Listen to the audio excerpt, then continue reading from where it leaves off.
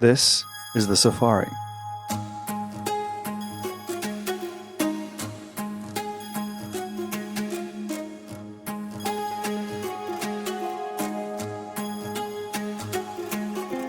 The Safari is a tour around the consumer, brand, and retailing industry. And we have the great privilege here at my company, Traub, to really be exposed to many of the great minds of the industry who are forming and shaping the future of many different parts of the consumer, brand, and retail world.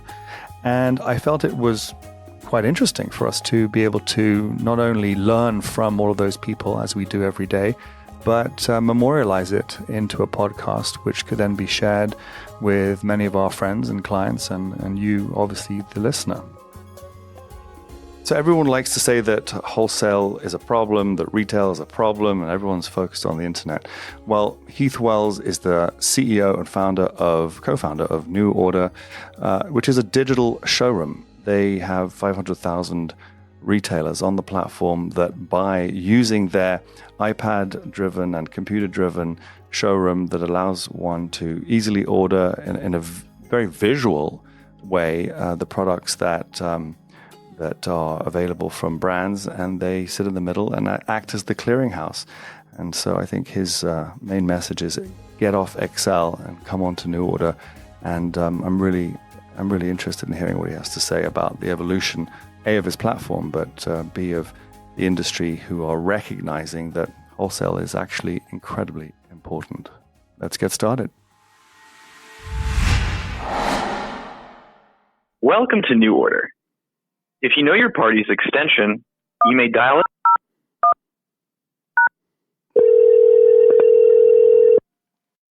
Heath, it's Morty. Hello, mate. How are you? Very well, and you? Doing amazing, actually. So first of all, before we kick into it, it's so good to hear your voice. It's been a long time. I know, mate. I've forgotten what you sound like. Actually, I jumped on. I can't remember. I'm like, what accent am I going to get? There we go. So everyone's going to have to hear an English accent and an Aussie, and there we go. So let's just jump right in.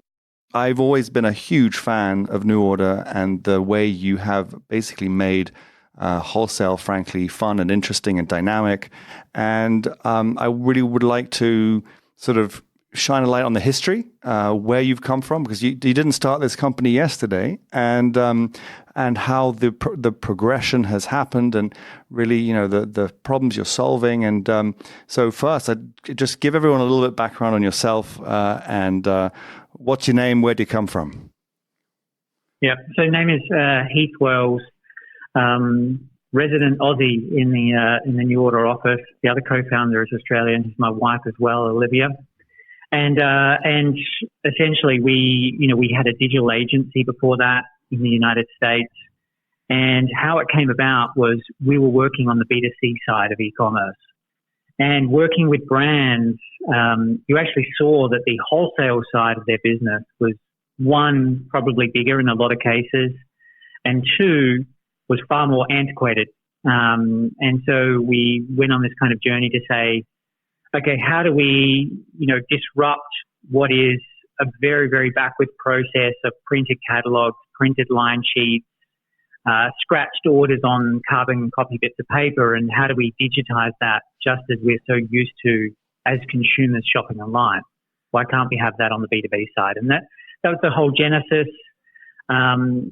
You mentioned it in your, kind of preamble there is that someone said it was, a 10-year overnight success. And, we started this in 2012, late 2011, early 2012. And to be honest, we've just been waiting for the market to catch up. And it's the last 18, 24 months that have just gone gangbusters.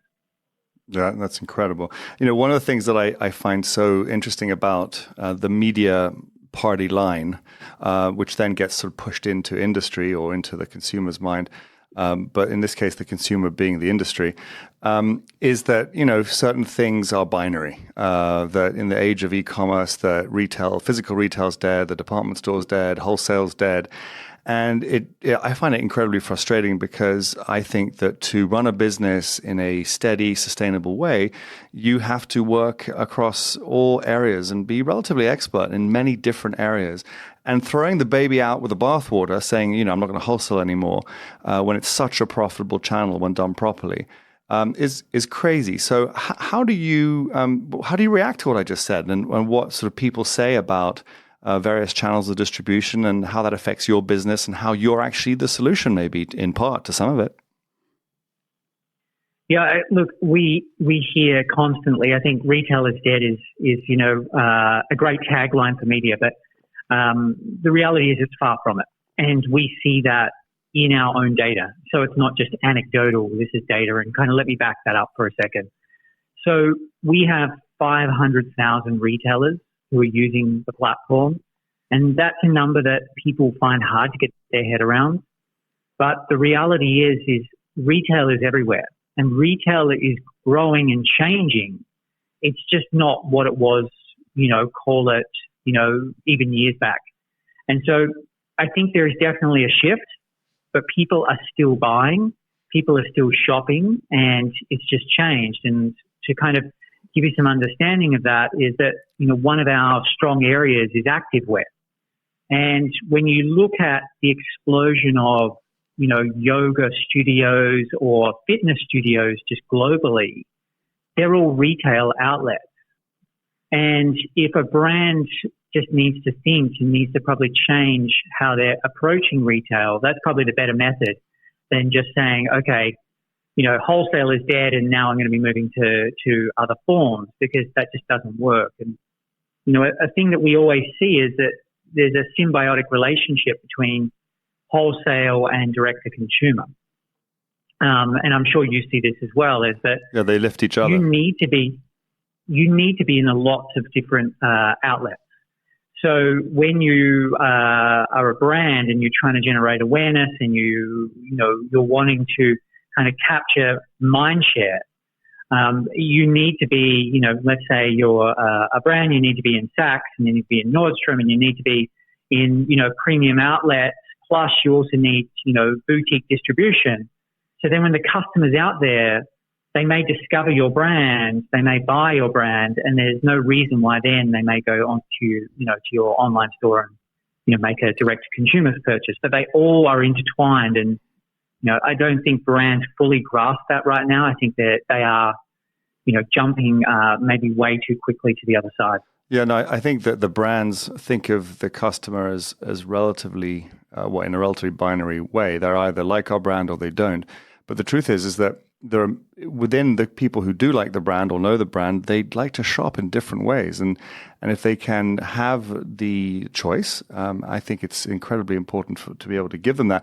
Interestingly, you say that the lift of the brand, the digital lift and the wholesale lift, or even the physical retail lift, for decades, it's been, gospel within, I think, most part of the industry that would say that if Macy's has a Guess store or exposure within their store, and Guess, the brand, opens in the mall, the Guess business in the Macy's department store will increase because it's like a billboard. Doesn't mean that the Guess store in the mall won't get any business. It will have people who want to work with them. And similarly, when Ralph Lauren opened his first stores and Coach opened stores and all these brands opened stores, it was a rising tide because of the symbiosis, as you say, of the brands. So I couldn't agree more. So tell me a little bit about the platform itself. So tell people about what happens, who's using it, how do they interact with it? How are you making their life so much easier? Because I've had some experience with it. People absolutely adore it. It's really something that has almost taken the pencil and thrown it in the garbage. I mean, it's really made things fluid. And I know there's so many bells and whistles to this thing, but at its simplest form, whose job are you making easier? Yeah. So we have to solve two sides of the equation. So we are a platform that allows a brand to eliminate, as you kind of mentioned, pen, paper, God forbid the fax machine, but, all of those things that are still in existence, and we digitize that. So think of it like a digital catalog.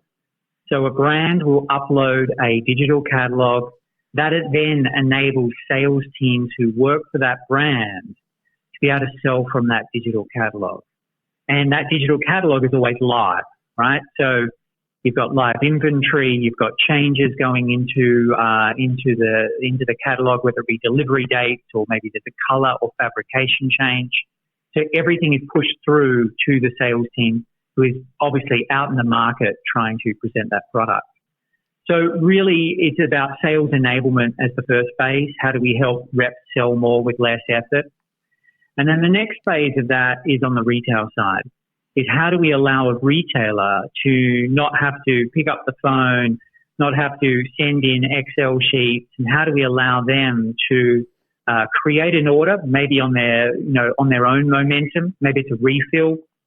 Let's say I'm a retailer, I buy Tom's shoes, I've sold out of this style on Saturday, my rep is not working on a Saturday.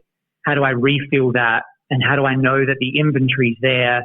How do I know when it's going to be delivered? All of those things. So essentially, by eliminating the inefficiencies of the industry, we allow both sides to be able to conduct wholesale in a digital manner. To kind of give you some magnitude, we're doing 26 billion of order volume. That's no small number. And this is not just a North American problem. So just to stop there for a second. So just to let's let that sink in. $27 billion of orders flow through NuORDER every year. Is that what you're saying? Yeah. So we're 27 billion in total. We've done 50% of it though in the last year. So we're at, call it 13, 14 billion we will do just this year alone.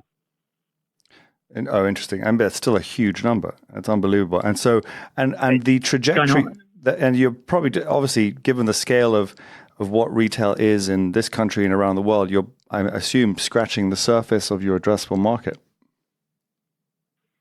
Well, that's the interesting part, right? Is that you would think that, this is such an obvious play. But it's taken a little bit of time, and still the majority of the industries that we operate in, they are still doing things in Excel. And, we are the first kind of solution that they are considering for the sales enablement, or in the retail side, for how a retail procures inventory and how do they assort, what they're going to buy, etc. And so the person within a retailer that's really having a more fluid time of it is the buyer, is it the buying teams in general, yeah. Or is there a link in? Are there any tools that sort of link in other elements or other people from the organization or into using NuORDER? Yeah, so on the retailer side, it's definitely the buying teams that we'll call our champions. They're the people who really like it, and a buying team is obviously typically a buyer and then also a planner. And they could be the same person wearing two hats, but, we kind of solve for those two different workflows. For a smaller retailer, we have a very lightweight version of our product. And, that's what, out of 500,000 retailers, that's what the majority is using. And then we have an enterprise-grade platform for big box retail, and that has more cross-brand assortment. So that is informing other teams on where do we want allocation. So it's, hey, I'm buying this theory dress, I'm buying this Vince dress, and we start to go through and Alice and Olivia and all the various contemporary brands, and then you're able to see what even at a store level or any data point, what it looks like. And so you can then see, for some reason, my Siri has just started, but there we are. You can see at any data point what is, what that roll-up's going to be like. And so if the historical day-to-day or the average year of a buyer or even a seller is to obviously have people to the showroom, the physical showroom, and oftentimes run around the world on expensive flights and hotel rooms and the rest of it to have to go to these massive trade shows. What's your take on the trade show, and do you use or do you provide your platform in trade show? Are you a competitor to trade shows, or are you actually going to make trade shows better, or is it both? So I don't think trade shows are going to go anywhere. I think that there's too many of them right now, to be brutally honest. I think that people are going to fewer shows. What we've done is, we partner with some of the trade shows, and they're very good and close contacts of ours. What we believe is the trade show solves a really important problem, which is touching and feeling human relationship. I think that the human element is a long way away from being removed. And I think people need to look each other in the eye. They need to know that, what is the trust there? And then more importantly, what is the vision of the brand? And they only, that's very, very hard to sometimes get just strictly through digital. Mm-hmm. But those trade shows are for a finite amount of days. So, we live in a world where we should be on 365 days a year, and that trade show is solving that purpose that may only be a couple of days twice a year. So we're talking, 10 days a year. And that's what we're really seeing is brands are traveling less, buyers are traveling less. They're doing the key shows, they're seeing the key partners, and then for the other 330, 40 days a year, they really utilize our tool. Yeah. So we kind of believe that we go hand in hand. We do also believe there's a play here to enhance a trade show. I think trade shows are overwhelming for people. They walk in the door and they say, I've got to see, all my core brands, and how do I have time to go and see newness? And, we've created what we call an online trade show. And essentially it's a marketplace discovery process, allowing a retailer to come on and say, hey, I'm really interested in, active wear for women, and, I'm looking for price points below 200 retail, and what brands sell that globally. And so brands are able to upload products into that and, utilize it as a discovery mechanism. Yeah. So speaking of partnerships, as you just did, there's also a topic that I'm really interested in, is the partnership between the merchant retailer and the brand. Presumably because of you being this clearinghouse of all this activity and touch point between retailer and brand, can you talk a little bit about the learnings of where you see the feedback that brands can get from A, the retailer, but B, all of the retailers through NuORDER, through one platform, to say, look, based on the data, these styles or this kind of cut or this color or this, series of categories are really something you guys should double down on? I mean, are you able to give some feedback to what might influence the next season or seasons? Yeah. So let's kind of, maybe double click into a few of those points. Is that brands, they obviously have to create their own point of view. I think that it is a dance that needs to happen where a retailer will say to you, this is the trend, this is where we're going, and you need to take that into account. But at the same time, a brand needs to have their own, they're here for a reason, and they need to have their own point of view. So I think it's about, okay, what is the retailer telling me? What are the trends? I will tell you that the big box retailers that we work with put together a trend forecast of what they're looking for in market. And if I was operating a brand, I'd be getting that information as quick as possible. So what is the trend? Is it animal prints? Is it florals? Do we have anything that services that? If we don't, would we be interested in doing maybe some special product? I think that's something where brands can get really informed from a retailer about what are the trends, which is obviously driven off consumer demand. So that's the first part. The next part is I think that brands need to use their own direct-to-consumer, and I'm taking a bit of a segue here, is what we notice is brands don't do a good enough job of saying, hey, here is what's working on our online store. Here is what's working in other retail environments. And here's what it looks like as a total merchandise view. Mm-hmm. Because I think what happens is sales teams get into an appointment and they just show product after product after product. And you've essentially cut your assortment into just selling single items. And I think brands need to really think about how they sell outfits, looks, collections. Because let's be honest, when you walk into a retail store, it's sometimes 20% directional product that drives 80% of other purchases. You know, I know what I'm like. I see something cool in a storefront. I walk in and I'll probably just go and buy a pair of navy pants, right, which I've always bought.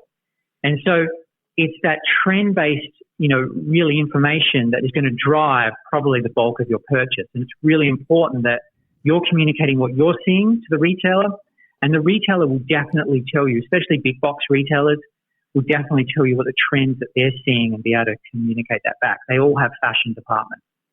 So there's one big American retailer that has, it would seem, doubled down with you, which is Nordstrom. When did that happen? Can you tell us a little bit more about how that sort of came to pass? Yeah, so look, first of all, Nordstrom is very technically advanced. They have a really good understanding of their market. They also are, you know, probably one of the nicest people in retail, if not business. And they, you know, we've been talking to them for a number of years. And we said to them, if we go ahead and build this enterprise class assortment tool and platform, is that of interest? And the answer was yes, but no commitment. And so we took it upon ourselves and risked, you know, kind of bet the farm, for lack of a better description, on building what is easily the, you know, the best buying and assortment platform out there right now, and said, okay, let's go and build this, and then let's win the business. And that's what we did. You know, they did a pilot with a number of vendors. It was decided that, you know, we were the, you know, it was the right choice for them. We launched it in November 2000 last year, so 2018 November, and from there, it has just been a great relationship where they introduce their suppliers to the platform. The supplier is now able to upload their catalog, and now Nordstrom is able to shop from that 24/7, 365, and then more importantly, be able to assort that into a, you know, think of it like a massive database that's visual. They're able to run any assortment filter and say, what does animal prints look like? And they can look at that. Or what does designer shoes going to look like for February? And so they're able to run those queries and see where they're over assorted, where they're under assorted. And then if they're under assorted, then be able to go back to those brands digitally and type in a filter, which is, hey, I need more white blazers. So the query is white blazers. And it's going to show you the brands that are selling white blazers that they need to fill in. And so it's been a really successful relationship. We're very close with them. It's the first of its kind. So we're now rolling out with other retailers, you know, in the back half of this year. And, you know, Nordstrom was the first to jump. They really have created a line in the sand and you know, a light that, you know, the industry definitely needed. And you know, the backing that, you know, we always knew was there. They just justified it.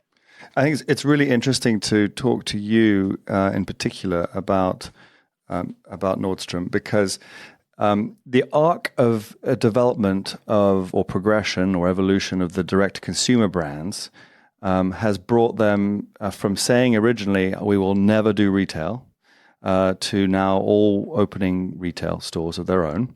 And then saying, okay, well, we'll do retail, but we'll never do wholesale.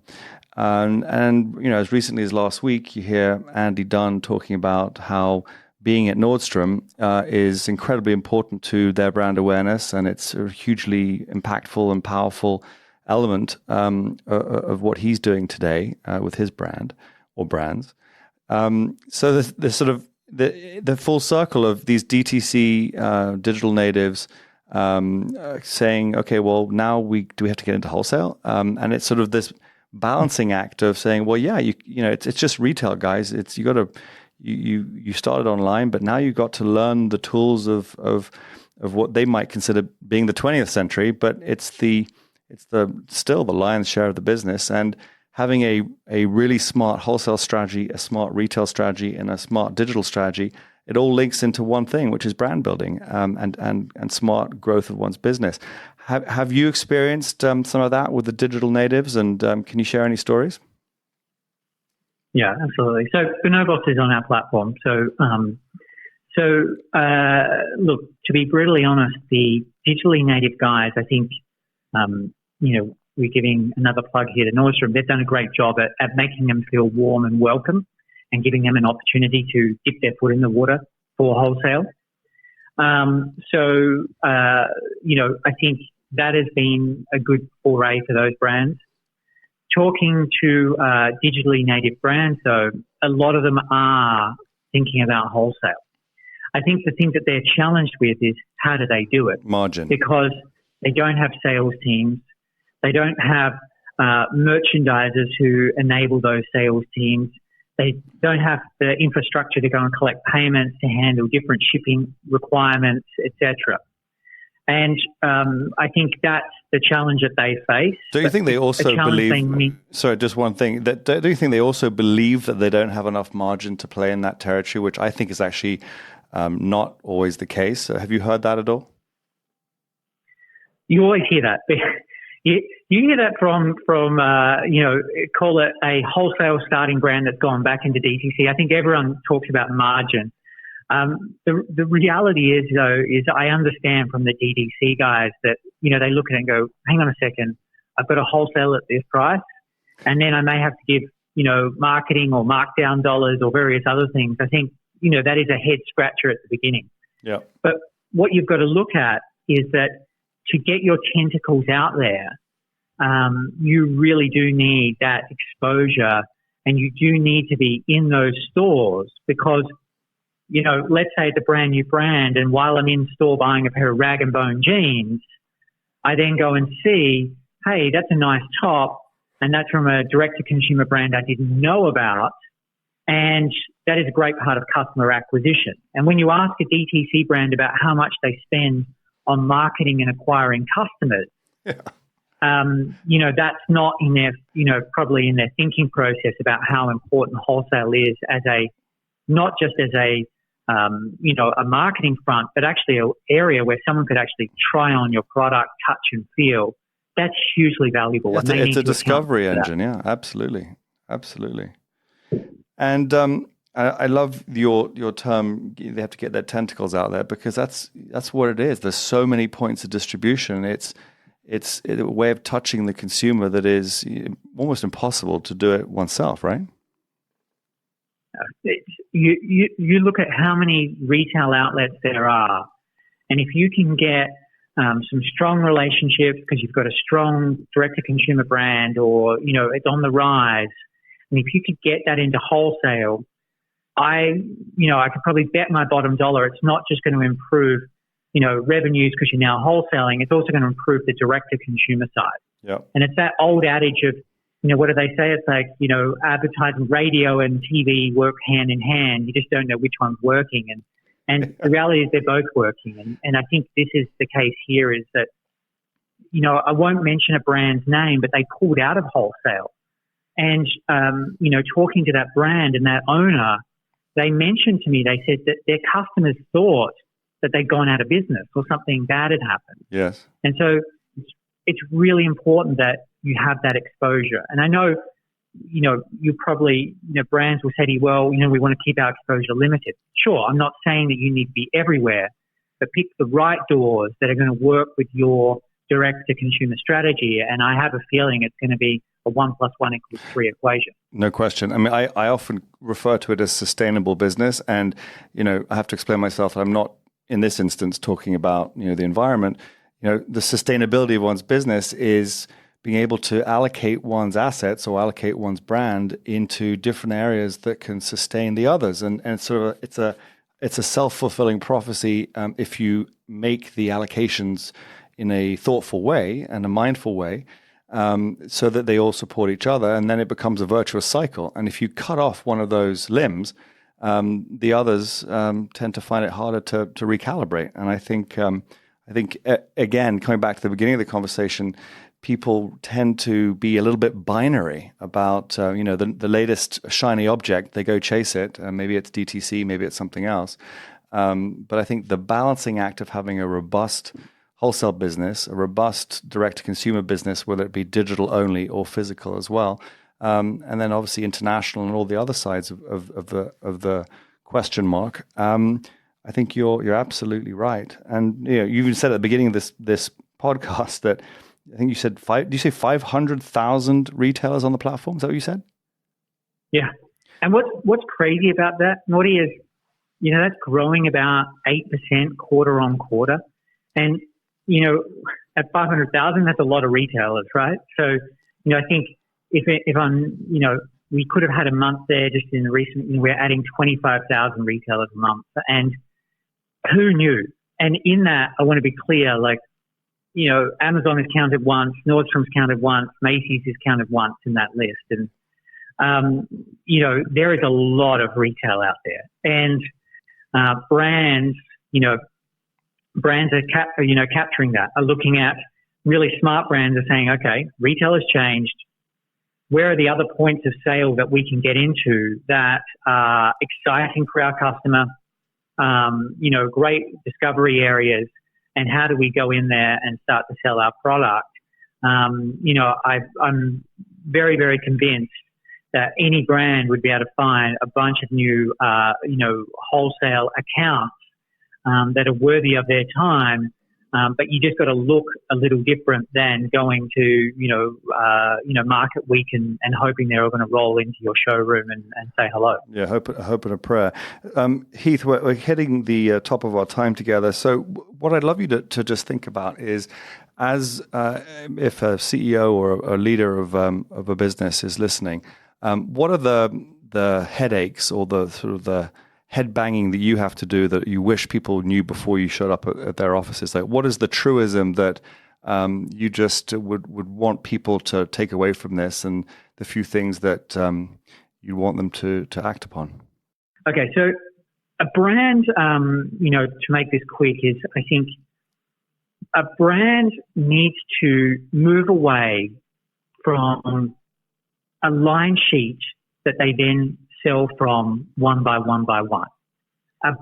So if I'm a CEO of a brand, I should be thinking about what does a merchandise collection look like for each retail customer. So is it a top, a bottom? What does that look like? Where is some color pop? Where's that 20% directional product? Where is the product we're going to do, the majority of the business in? What does that look like in a totality presentation? And then you should be using a digital tool to explain that, like us or, someone else, is showing that and saying, okay, retailer, here's what we know you're going to like this, this, and this, but we think you need to fill it in with also X, Y, and Z around it. And here's why that makes sense as a total story.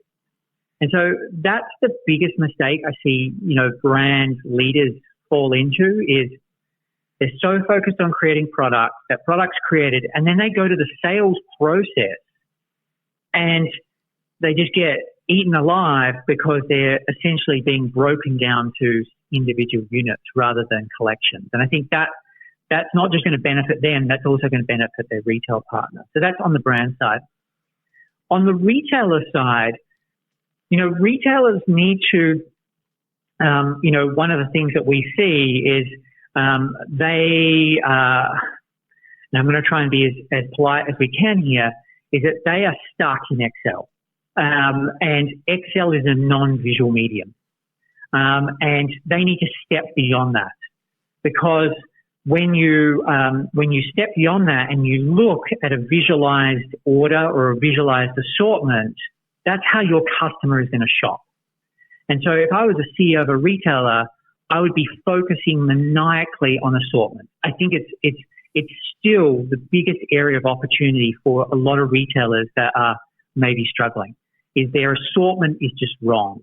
And so really focusing in and nailing in on, okay, why does this tell a great story? What is our point of view on that? A customer may be shopping for an occasion. Have we got those occasions sorted? Have we got our price point sorted? Thinking through that, getting back to really basics on a lot of that retailing, but doing so in a visual way rather than being stuck in Excel. So everyone's got to get out of the Excel pivot table to be successful, and I think that is a very good place to end it. Heath, you are just one of the best and most good-natured guys in the industry, and it's really fun to talk to you. It's so good to catch up, and really thanks a lot for doing the safari.